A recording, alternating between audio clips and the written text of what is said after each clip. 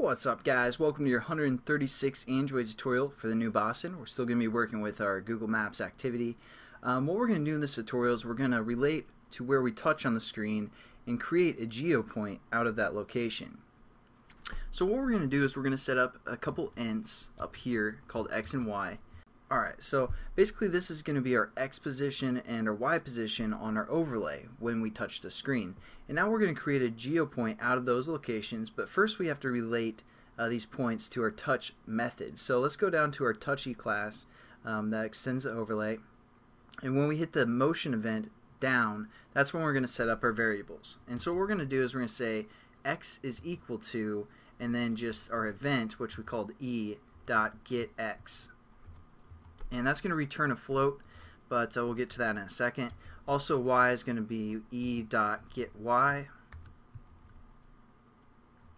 And both those are returning floats, and again, this is an integer, so we're just going to cast in as an integer where we're going to be like, hey, you're going to make this work, don't tell anybody, and we're cool.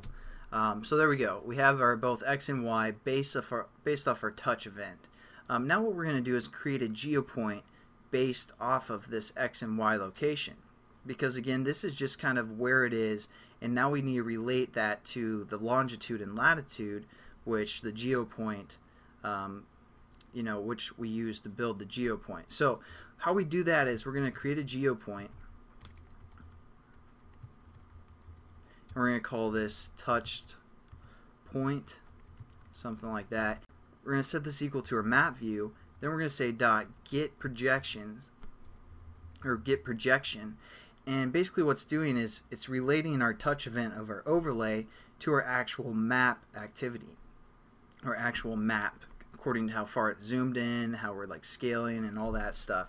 So we're actually getting the projection of our map, and then what we're going to say is from pixels, because again we're working with the pixels, and this is going to be our X, and this is going to be your Y. So now we have a geopoint that's related to our touch, where we touch on our screen. Pretty simple concept. Again, all we're doing with this projection is relating our map to our actual touch on our overlay.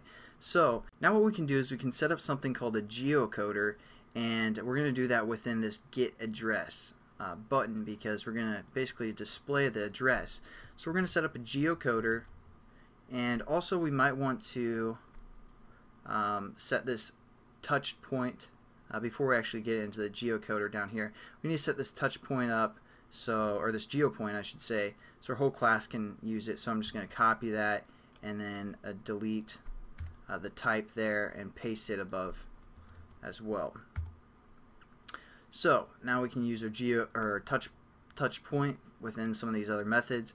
And now we're going to set up something called a geocoder that's going to allow us to kind of access the address and all that good stuff. So we're going to say geocoder, and we're just going to call it geocoder or something like that. We're going to set this equal to new geocoder, and within the parameters we're going to say get base context.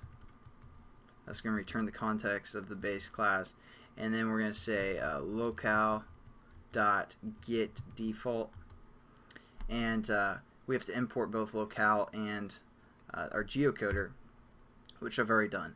And now we've set up our geocoder, and what we can do now is within a try bracket we can try and access the address and all that good stuff. So what we're going to say is try, and then within the try brackets, and that's probably all we have time for in this tutorial. But again, just to quickly talk over some stuff,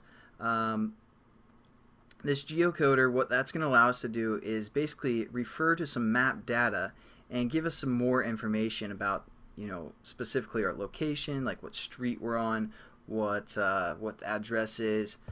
So that's what we need the geocoder for. And the next tutorial we'll kind of set up what we're going to do within this try bracket. We'll also add a catch clause and get everything going. But again, that's what the geocoder is, and we also set up basically a geopoint according to the map, how far we're scaled in, and where we touched on the map. So that's pretty much it for this tutorial, and I'll catch you guys in the next one.